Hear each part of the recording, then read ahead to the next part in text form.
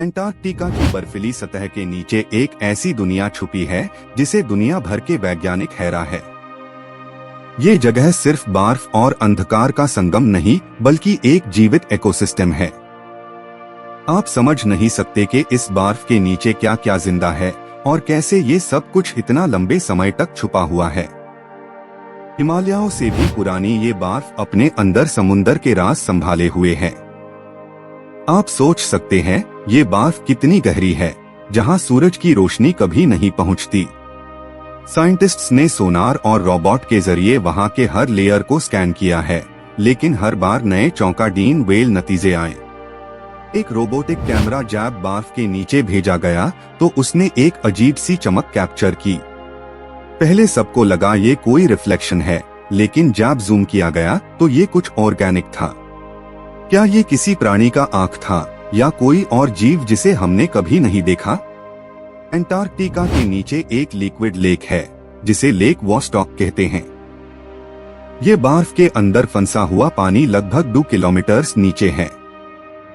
Scientists कहते हैं ये पानी लाखों साल से दुनिया से अलग है और इसमें अब तक के सबसे प्राचीन माइक्रोबियल लाइफ के जीव मिल सकते हैं। आपको जानकर हैरानी होगी कि लेक वॉस्टॉक के टेम्परेचर के बावजूद वहां कुछ जीव जिंदा है। वो सनलाइट के बिना, ऑक्सीजन के बिना भी जीवित है।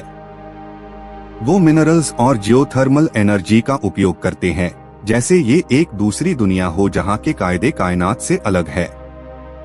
एक डीप सी ड्रोन ने कोक बॉटल जैसे बबल रिलीजेस दिखाए, पर वो कार्बन डाइऑक्साइड नहीं बल्कि मीथेन था।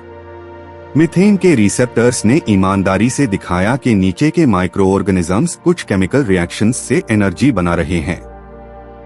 ये प्रोसेस हमेशा से प्राणिसृष्टि को समझने का नए रास्ते खोलता है। कुछ साइंटिस्ट्स के मुताबिक ये जीव आउटर स्पेस के जीवों जैसे होते हैं। उनका डीएनए अलग पैटर्न में अरेंज्ड है जो उन्हें अंटार्कटिका के एक्सट्रीम कंडीशंस में बचता है। अगर ये सच है तो क्या ये हमारे यूनिवर्स के बाहर के जीवों का पहला क्लू हो सकता है? ये दुनिया सिर्फ बर्फ से नहीं बनी बल्कि उसके अंदर तालटैलन के अंदर छुपी केव सिस्टम्स भी हैं। ये केव्स जैसे किसी एलियन प्लैनेट का दरवाजा लगती है। हर कॉर्नर पे कुछ चमकता है, कुछ हिलता है और कुछ अजीब आवाज होती है जो किसी कदम की तरह गूंजती है। एक बार एक सबमर्सिबल कैमरा ने एक गहराई खोखे में घूमती ब्लू लाइट देखी। पहले लगा कोई रिफ्लेक्शन है, लेकिन वो लाइट एक जीव से आ रही थी। एक ट्रांसपेरेंट जेलीफिश जैसी स्ट्रक्चर, लेकिन उसका हार्ट रिदमिक ग्लो कर रहा था जैसे सिग्नल दे रहा हो। अंटार्कटिका के नीचे के पानी में सैलिनिटी अलग है। ये पानी आम समुद्री पानी से अधिक घाना और केमिकल रिच है। इसी वजह से बर्फ के नीचे एक अलग ग्रेविटेशनल पुल क्रिएट होती है जो माइक्रोलाइव्स को एक स्पेसिफिक लेयर तक खींच लेती है। एक एक्सपीडिशन टीम ने जब सेंसर डिप्लॉय किया तो उसने इरेगुलर वाइब्रेशन डिटेक्ट की, जैसे कोई बड़ी बॉडी सरफेस के नीचे चल रही हो। लेकिन सोनार इमेज सिर्फ एक शैडो दिखता था, कोई पहचानी शेप नहीं। किस प्राणी का साइज इतना बड़ा हो सकता है जिसे रडार भी नहीं पकड़ पाया? साइंटिस्ट्स कहते हैं अंटार्कटिका के नीचे पुराना समुंदर अब भी जिंदा है। हर ग्लेशियर लेयर अपनी कहानी बताता है, जैसे समय ने यूज फ्रीज कर दिया हो। अगर हम उससे थॉ करें तो शायद हम प्राचीन बैक्टीरिया और वायरसेस को फिर से जिंदा कर देंगे। एक तिया सफर के दौरान सेंसर्स ने हीट स्पॉट डिटेक्ट किया जो बर्फ के नीचे से आ रहा था। ऐसे सिग्नल केवल जियोथर्मल वेंट्स से आते हैं। शायद अंटार्कटिका के नीचे वोल्केनिक एक्टिविटी छुपी हो जो अपने हीट से लाइफ सस्टेन करता है। ये जियोथर्मल वेंट्स से निकलता हीट इकोसिस्टम के लिए जैसे हार्ट बीट है। जितनी देर हीट बाहर आ रहा है उतनी देर लाइफ जिंदा है। जब वेंट रुकता है तो पूरा एरिया बर्फ में कैद हो जाता है और हर जीव का सफर वही खत्म। एक डाइवर ने बताया कि उन्होंने बर्फ के नीचे एक रिफ्लेक्टिव सरफेस देखा। वो सॉलिड मेटल जैसा था और मैग्नेटिक रीडिंग बताता है कुछ मेटालिक ऑब्जेक्ट वहां मौजूद है। क्या नेचर ने बनाया या कुछ पुरानी मानव एक्सपीडिशन छोड़ी गई चीज? नासा के साइंटिस्ट भी एंटार्क्टिका के सबग्लेशियल लेक्स का डेटा उसे करते हैं मार्स और यूरोपा जैसे प्लैनेट्स के लाइफ स्टडी के लिए। अगर यहाँ बिना सनलाइट के लाइफ है तो मार्स के आइस कैप्स के नीचे भी हो सकती है। ये एंटार्क्टिका जैसे दुनिया के लिए प्रोटोटाइप है। एक और अजीब बात यह है कि एंटार्क्टिका के बेस कैंप पर कुछ अनएक्सप्लेन्ड सिग्नल्स रिकॉर्ड हुए। ये सिग्नल्स रेगुलर नहीं, जैसे कोई मॉर्स कोड हो। क्या कुछ कम्युनिकेट कर रहा है या बर्फ खुद अपनी वाइब्रेशन से मैसेज भेजती है? डीप सोनार स्कैन ने कुछ पिरामिड शेप फॉर्मेशंस शो किए। कुछ एक्सपर्ट्स कहते हैं ये नेचुरल आइस स्ट्रक्चर्स है, लेकिन कुछ लोग कहते हैं कि ये पुरानी सिविलाइजेशन के रिमेन्स हो सकते हैं। बर्फ ने उन्हें परफेक्ट स्टेट में प्रिजर्व किया है।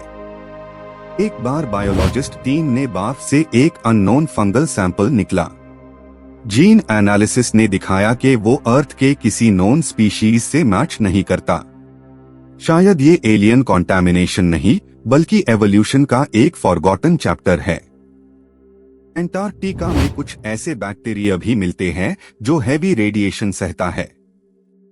उनके सेल वॉल्स में एक अनयूजुअल प्रोटीन लेयर होती है जो उन्हें हार्श कंडीशन में जिंदा रखता है। साइंटिस्ट्स इस प्रोटीन को कैंसर क्योर के लिए स्टडी कर रहे हैं।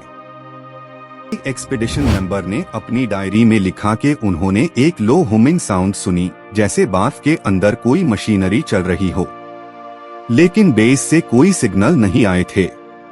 तब से वह डायरी मिस्ट्री बन गई है।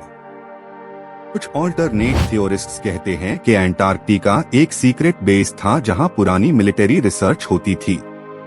उनके फुटप्रिंट्स और मेटल स्क्रैप आज भी बर्फ के नीचे मिल जाते हैं। शायद वह वही मेल्टेड एकोस है जो आज भी हमारे सेंसर्स को कंफ्यूज करते हैं। एक थ्योरी ये भी है कि एंटार्क्टिका के करंट आइस के नीचे एक लॉस्ट कॉन्टिनेंट छुपा है। प्लेट टेक्टोनिक्स कहे तो कॉन्टिनेंट कभी अफ्रीका के साथ जुड़ा था। जब अलग हुआ उसने अपना इकोसिस्टम बना लिया। आपको छोटी सी हिंट दिखाएंगे। जब सबमर्सिबल कैमरा माइक्रोलावा ट्रैक फॉलो करता है तो वहां बायोल्यूमिनेसेंट ऑर्गेनिजम्स उनके आसपास गोल घूमते हैं, जैसे वो वेंट को प्रोटेक्टिव शील्ड दे रहे हो। डीप सी माइक्रोफोन ने कुछ अननोन क्लिक्स रिकॉर्ड किए जो डॉल्फिन फ्रीक्वेंसी से अलग है। साइंटिस्ट्स कंफ्यूज हुए, क्या ये कम्युनिकेशन सिग्नल्स है किसी डीप स्पीशीज के? क्या उनका अपना लैंग्वेज सिस्टम है? बर्फ में ट्रैप एयर बबल जब एनालाइज किया गया तो उसमें एक केमिकल था जो आज के एनवायरनमेंट में एग्जिस्ट नहीं करता। वो एटमॉस्फेयर मिलियन ईयर्स पुरानी दुनिया का ग्लिम्स देता है, जैसे हमने समय के ग्लास को तोड़ दिया हो। एक और मिस्ट्री ये कि बर्फ में कुछ लेजर लाइक स्ट्रेट पैटर्न्स मिलते हैं। ये नेचुरल प्रोसेसेस के अलावा किसने बनाए? क्या मैग्नेटिक फील्ड ने या कोई एडवांस्ड सिविलाइजेशन ने उनके मार्क्स छोड़े? पैलियोंटोलॉजिस्ट्स कहते हैं बर्फ के नीचे एक फॉसिलाइज्ड फॉरेस्ट भी है। ट्रीज के ट्रंक अब भी बर्फ में खड़े हैं। ये प्रूव करता है कि कभी एंटार्क्टिका ग्रीन और जिंदा जगह थी। वो समय आ गया जब एंटार्क्टिका थॉ हो रहा है। ये वार्मिंग के साथ पुराना वायरस और डोरमेंट बैक्टीरिया बाहर आ रहे हैं। अगर इन्फेक्शियस निकले तो ये मानव जाति के लिए खतरनाक साबित हो सकता है। आपको लगता होगा ये हॉरर कहानी है, पर ये रियल साइंटिफिक फैक्ट्स पर आधारित पॉसिबिलिटीज है। एंटार्क्टिका के नीचे हर लेयर सीक्रेट्स से भरी है। हर थॉइंग डिग्री के साथ एक नई कहानी जगती है। आप इमेजिन कीजिए एक ऐसी दुनिया जहां दिन नहीं आता, जहां टेम्परेचर -60 तक जाता है, फिर भी लाइफ अपने तरीके से जिंदा रहने का रास्ता ढूंढ लेती है।